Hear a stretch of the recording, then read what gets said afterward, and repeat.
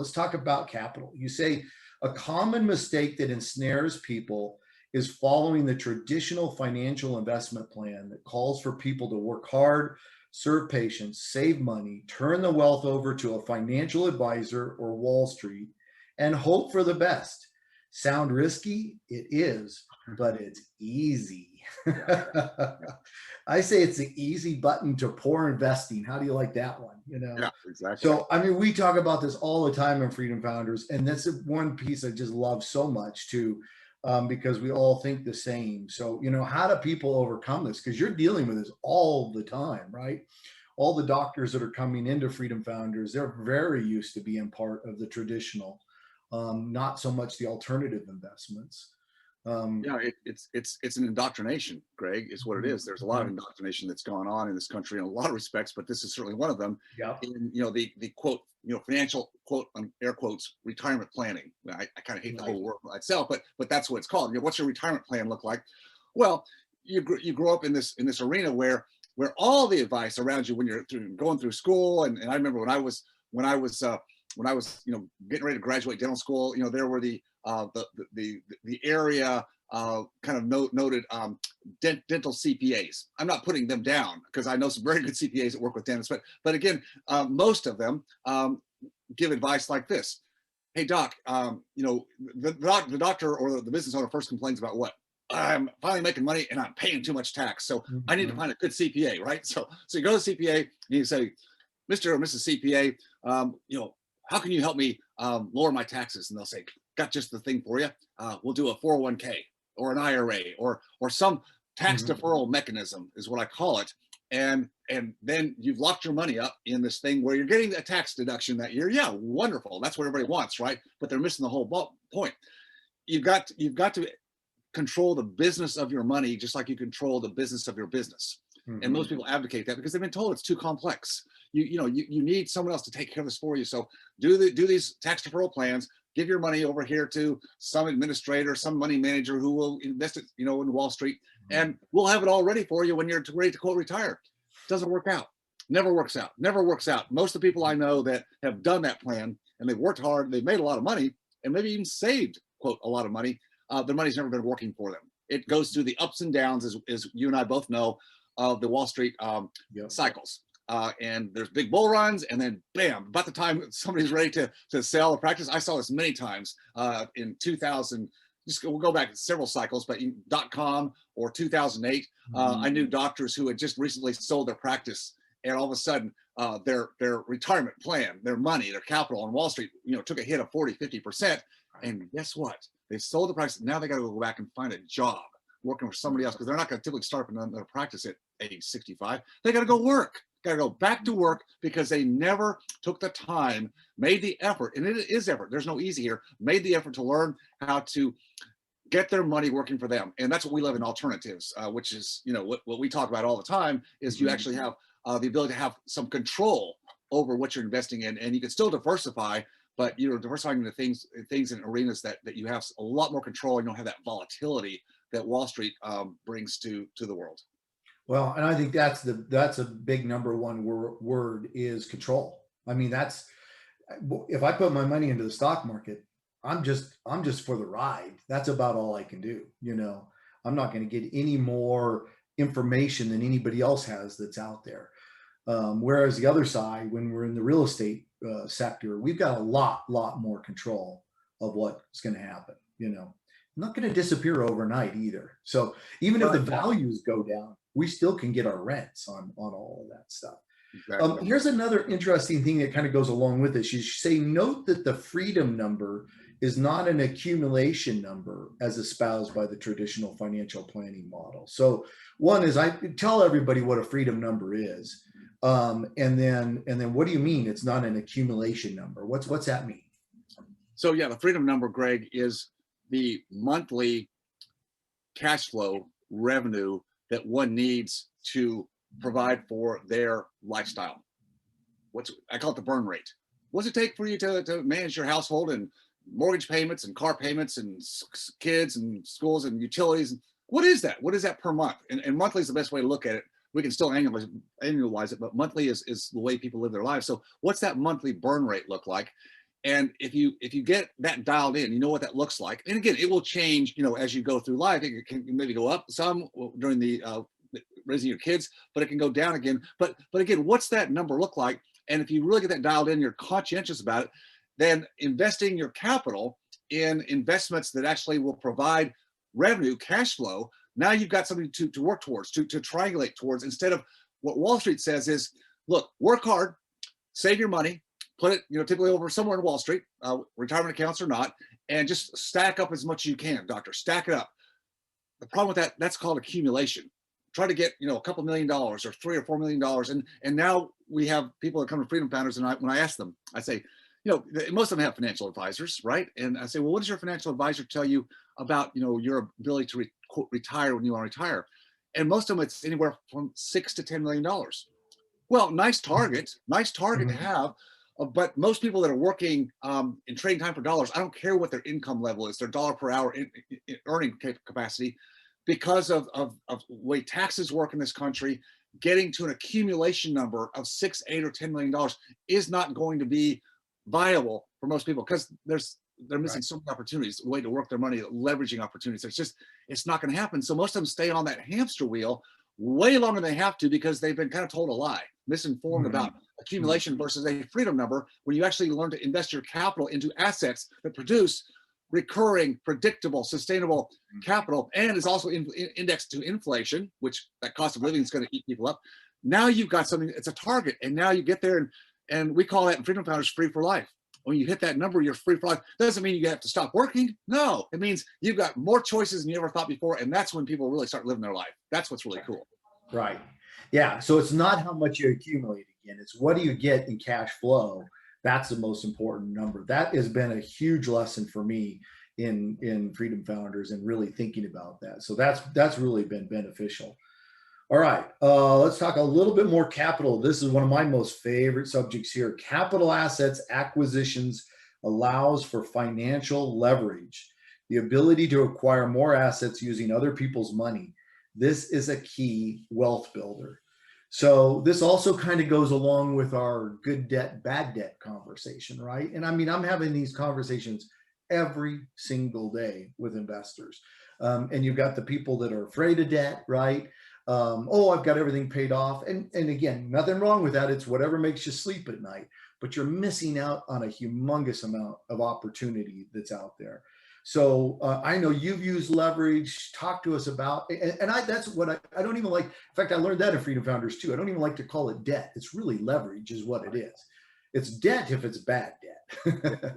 If it's on the good side, it's leverage, right? So, I mean, how do you work with people that are kind of afraid of that, or, they've been taught all these other things that, you don't ever, don't have the extra debt, get it paid down. And yet we've got today 30-year Fannie Mae loans that are somewhere in the 3-4% range. And people want to pay them off early. And I just about, just no, please stop, type of deal. So what do you think about all that? Well, you're absolutely right. Again, it goes back to indoctrination. What we've been told to believe. Again, from parents or grandparents. I mean, that would have been a prudent man or woman's investing or lifestyle viewpoint. A generation or two ago, because we didn't have the craziness that we have in the markets today. But yeah, and there's a lot of people out there that push for no debt. Dave Ramsey's one, and Dave does a good job for people that are in consumption debt, and they can't balance a checkbook, and they're in a credit card debt for lifestyle out the kazoo. And I appreciate his message to those people, but people that actually have some discipline, then not using the opportunity of leverage is a huge missing point, as you said. And with tangible assets, hard assets, alternatives that we invest in, the opportunity to acquire more of those assets with this historically low, and again, it's subsidized, it's artificial. I mean, this is where you have to play the game. You have to play the game. It goes against all the rules that we've learned in the past, but playing the game to use the leverage, the low interest rate, fixed rate, as you said, it's available today, to acquire cash flowing assets that more than pay the debt, more than pay the management fees on that asset to manage it, to produce the cash flow, and still have a tremendous margin of cash flow. Yeah. That's the opportunity today. And so your question is, how do you work with people that, come from the standpoint, oh, that's bad, that's bad. We just finally got everything paid off. And yet Mhm. they're struggling to get to their freedom number because they've sort of done everything right, except they didn't ever get the capital working for them. And now they come to Freedom Founders. And usually there's one member of the couple, husband or wife, can be either one, who really kind of gets the idea that leverage, using it wisely, is a good thing to do. And the other one's like putting on the brakes. And I respect that. Couples do complement each other. So I don't try to get in the middle of that. We just try to help them take baby steps. And there's a Mhm. lot to be said about back to relationships, Greg, is when you're learning something new, if you do it with other people who've also been going on that same path, maybe start at the same point you were, like, oh, this debt thing, I don't know, honey, I don't want to go back into any more debt. We're not going to do that. But then you start finding other people who you find that are very much like you. They're still very conservative about everything in life and their values and philosophy. And they too started maybe a couple years ago thinking about this new way and dipped their toe in little by little. And now they're reaping the rewards. So it's really, it's just changing people's paradigm, but you can't snap them into it overnight because that's too harsh. You just have to kind of take Right. people where they are and, educate them and show them and let them baby step into it. But it's amazing how quickly people will do that once they get to see social proof that this actually works. So I think that's a key, is you guys see other people that are actually doing it, that can give you the proof that this process, this opportunity does actually make sense and work. That you're not the only one out there. And that's where the mastermind comes in. That's just Yeah. so valuable, with especially with Freedom Founders. You're hearing and getting to talk to people from all that stuff. I just talked to a friend of mine. He's an investor with us. He lives in California. He owns a $2 million house that's got $1.2 million of equity in it. And we had just sent out, well, we call that trapped equity. That's trapped inside the home, right? It's not doing anything for you. You have it there, but that's it. I mean, and unless you refinance it or you sell it, that money is just sitting there. So we call that, also in the manner of taking the 1.2 million and might as well put in a coffee can and put it in the backyard, because that's exactly what it's doing for you. And he hadn't even really thought about it. We just sent an article out on that. And he's like, oh man, now you've got me all thinking about that. But that's why we do it, get them to think about that stuff, because you just kind of, well, the art part of the article, it says your mom wasn't always right. She told you all these different things. Don't go swimming after 30 minutes of eating. If you swallow your gum, it sticks to your stomach for 7 years. Right. And also pay down your house and never have any debt. Well, not all that's good advice. Okay. So on that. All right, let's talk relationships a little bit. I just love this part. So you say, I am at home in small groups or even one-to-one. When I'm in a room where I don't know anybody, I'm quiet. I have to force myself to be the person who makes connections easily. I push myself out of my comfort zone.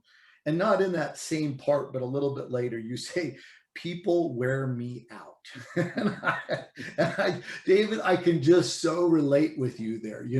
I mean, when I'm in the room, I've got to kind of push myself to make the connections, because both you and I know how extremely important that is. But, if I had my druthers, it would be just having dinner or lunch or something like that with you and Candace and my wife. That's the perfect situation, because I can give you all my attention. I can listen to everything that you say.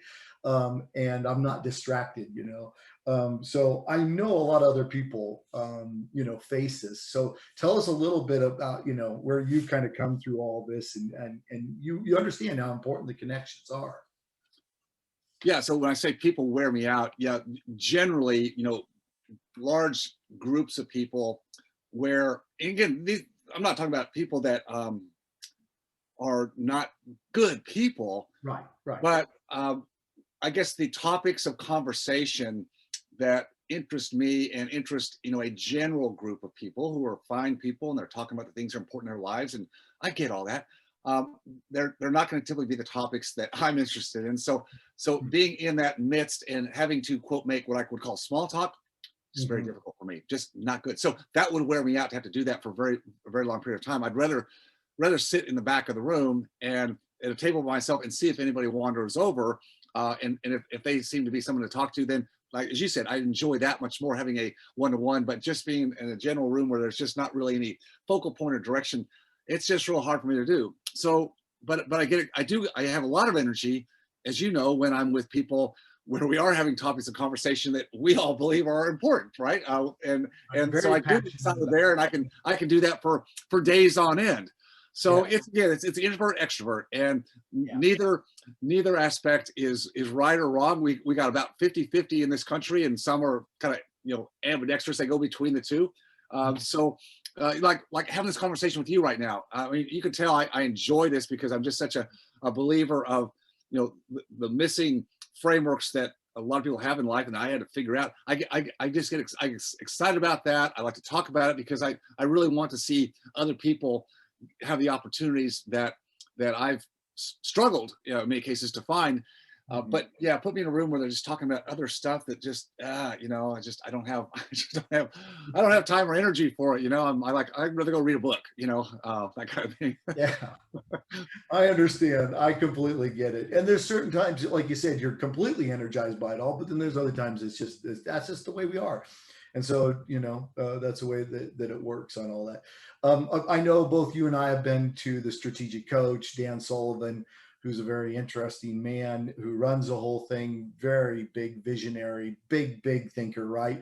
And I have witnessed Dan Sullivan literally talking to people, and they're still talking, and he literally turns around and walks away because he's just bored. He's bored. Yeah, exactly. Just And bored. I thought, wow, I wish I had the gumption to do that sometimes, you know, but he just gets bored and he just leaves. Yeah. So it cracks me up on that stuff. Some of us can get away with that stuff. All right. Well, we know relationships are so big. We was just saying this to, I've actually got two business partners, Kyle Kirsch and Steve Sixbury. You've not had a chance to meet Kyle. Kyle came on board a couple of years ago. And we were just talking the other day and you know, talking about how important relationships are. And I mean, just it's exactly like yours and mine. I mean, you and I would not be doing this today unless we kind of forced ourselves to get out there, make connections, and get to know each other, you know, on all that stuff. So it is so important there. All right, let's talk a little bit about legacy and purpose. Here's the hard reality. The majority doesn't want you to succeed. They want you to remain with them, living lives of quiet desperation, upholding the status quo. But remember, you get what you accept. If you're willing to accept the path of the majority and then accept mediocrity that comes with it. So what a great way to put that, you know, I mean, they get what they accept. And they, you know, there's another little piece in your book too, that you talk about how Dan Kennedy decides, he says, you know, let me tell you the most successful people are the ones that never stop when they hear a no. That's right. And they just keep moving. They just keep doing it. So, you know, and I think that a lot about purpose and legacy, it's pretty deep stuff, you know, in all of this. So, you know, where can people sort of get started in that piece of it, of trying to think about all that? And part of that probably has just got to be setting time aside, right? To actually think through it all. I think, yeah, some of the ideas that you have on that. yeah. Well, I know, Greg, that again, this kind of falls back to relationships again, but my real growth, you know, besides reading books and being curious, that's a big part of it. But I think taking those ideas and things I'd read, or maybe question myself, or maybe be motivated to do something different, like I did when I was back in college. I was reading books about real estate and going, I need to go do this, you know.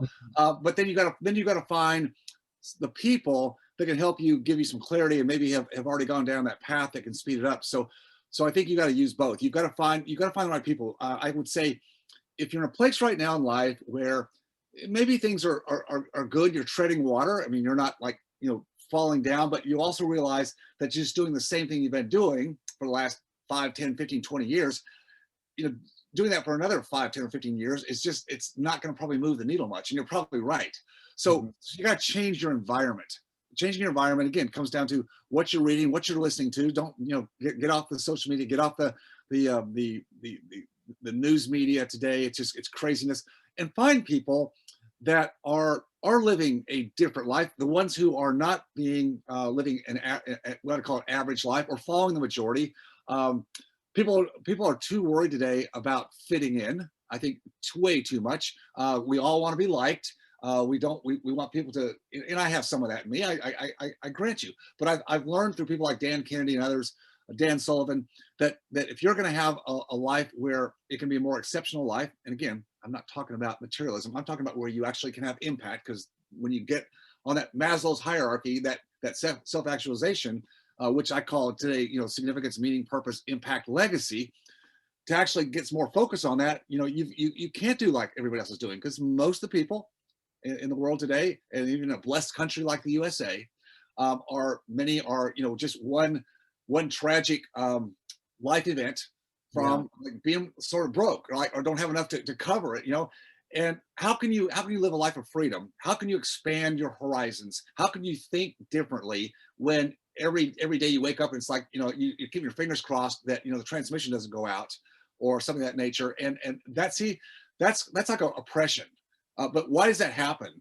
And I think, again, it goes back to the schools and how we're indoctrinating young people to be workers in a cogs in a system today that doesn't give them the ability to think bigger, to position themselves.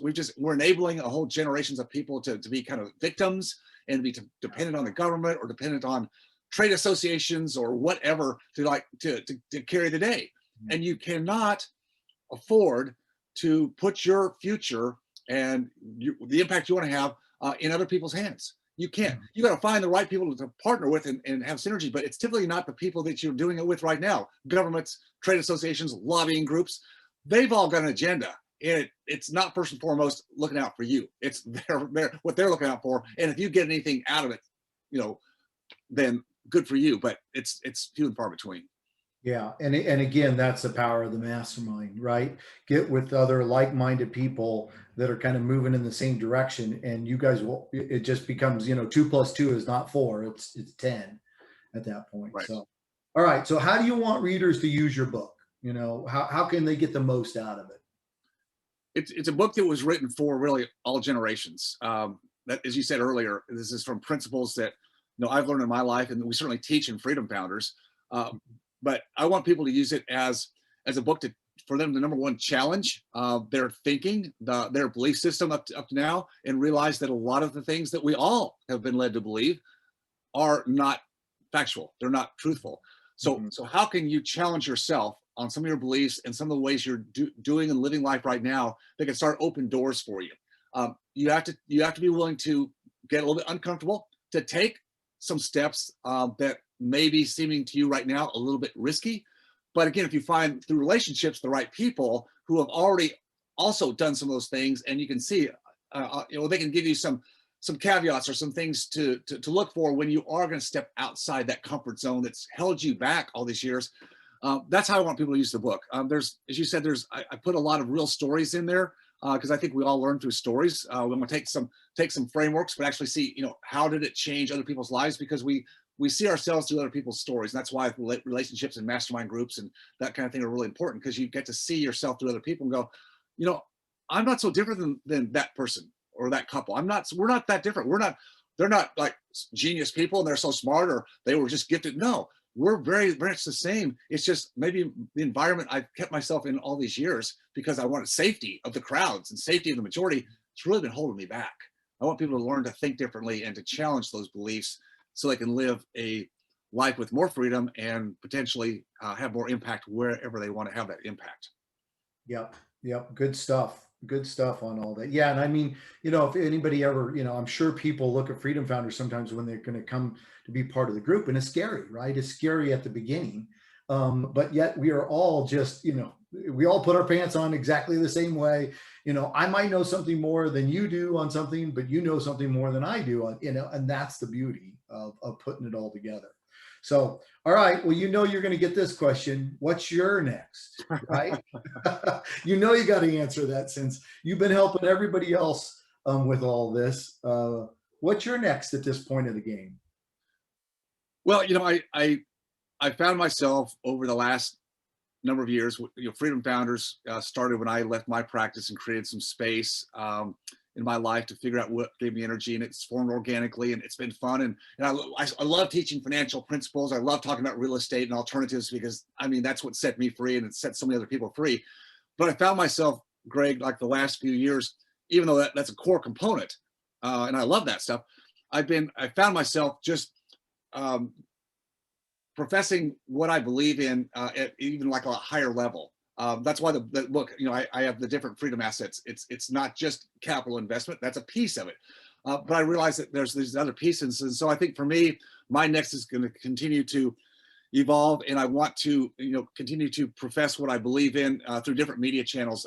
Books are a great way to do it, and I find that by collaborating with a good writer to help me get my thoughts out really helps me understand a lot of the principles, some of which maybe became inherent to me over the years, but I hadn't really articulated them. So it's really, I want to be a messenger, and I want to do it with people like you and other Freedom Founders members and trusted advisors. I want to do it with people that I think also have the same beliefs. They're not just about the money. They're about impact. They're about who are we helping here by doing what we do. And if I can help a larger group of generations, from young people that are in school or just graduating from school, and all the way through, people who are they're at the end of their active career, not only to help them get free, but also so that they can also give back. I want to impart that motivation and incentive in more people, because I think where we are in our country today, we can certainly talk about a lot of negative things, but how can we have positive impact? And I think that's one way is we can lead from our beliefs and maybe the blessings we have, and sow that on other people so they might pass it on to others. Well, David, you have found your calling, because you are very, very good at what you do. So keep up with it. I enjoy it a ton. So thanks today for coming on the podcast and talking about your book and everything like that. So I've truly enjoyed being part of the Freedom Founders. And so I appreciate that you allow me to be part of all of that. So thanks for being here today. Greg, it's a pleasure. Love talking to you about the things that we both believe in, we both love. Thank you. Sounds good.